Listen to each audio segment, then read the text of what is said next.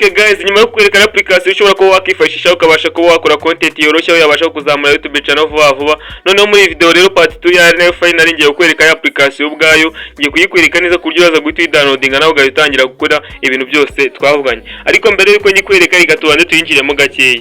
Dore ni iyi ngiyi uri kureba aha ngaha, ikambanze nyikwereke. Ina application uri kureba aha ngaha, aha rwose niyo tugiye niyo ikora akazi kose. Mbere yuko rero dukomeza ku muntu utarebye video yacu ya mbere, reka tubanze tukwereke neza uburyo ushobora kuyikoresha ukareba uburyo nyine ushobora kuyifashisha mu gukora fake chat zo kuri WhatsApp. Reka duhite dutangira. Uvuga ngo turayinjiramo turategereza ifunguke, nimara gufunguka irafunguka imeze kunguko uraza gutegereza. Urabona hanga yamaze gufunguka. Abangaba nabo nyine nagiye mimba, murabona nagiye mimba chat nyine zigiye zitandukanye twagiye tugirana, ngira ngo hanga ari murabibona. Ariko nawe niwe urimo urashoza neza, urimo urabona akantu hano hejuru kanditseho urimo urabona akantu hano hejuru kanditseho ngo fake chat, ngira ngo urimo urakabona aha ngaha. Biro kano kantu kanditseho fake chat, ndetse noneho na hano urimo urabona yuko no muntu ari online. Ariko mu by'ukuri kuba ari online iyo umwandikiye ni ibigaragaza yuko nyine tubona ko ubutumwa bwawe busomye, akaba yabasha guhita gusubiza kandi nabwo nawe ari wowe wisubije. Turabona hano ndamwandikiye ubutumwa, urabona isaha bugende saa 1:39 ahisa busoma. Naho undi muntu nakwereka wenda reka nzamuke nkanga kuri Kiramani, nawe uri kubona hanga nawe nakoze chat, nawe uri kubona online. None ikindi kintu ngira ngo tutemwereka, reka tujye no kuri stati. Uri kubona hanga naho hariho stati yanjye nakoze, niwe urimo urashoza neza kandi hanga urimo urabona yuko hari channel ya WhatsApp nahimbye nyita kabwa ngiyi muri kuyireba, kuko nababwiye yuko ino application nayivumbuye igihe narimo ndashaka bijyanye no guhangana n'abarabahungu bakora ukutuzo kuri social media, ariko nyine mbirangira mbyirengagije.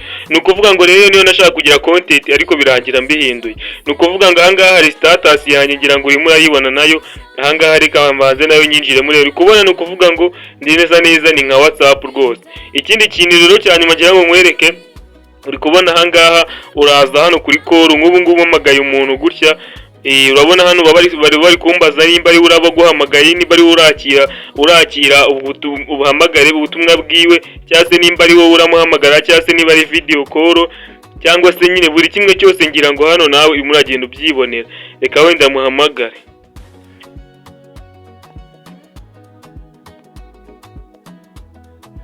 Ambanze mfungure neza ino nuze kugira ngo bamereze permission yo ku.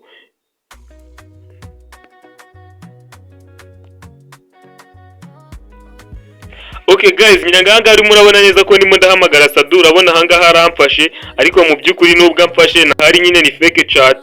Dore ahanga amasegonda kubona yatangiye kubara.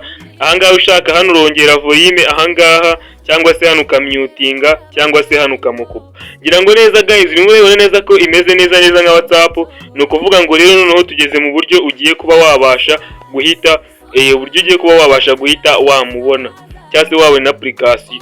Rero ikintu uraza gukora, uraza kura muri description ino video, uduhanze urebe link iriho uyikandeho. Numara kuyikandaho uraza kubona ahantu handitse ngo app twifashishije, urebe link iri munsi yayo tuyikandaho. Numara kuyikandaho rero iraza guhita kujyane kugeze kuri application uyidownloadinga, utangiye gukora no content nawe kuzamure nk'abandi bose. Nugiye ikibazo kuri iyi video ugisiga muri comment ndahita ngusubiza.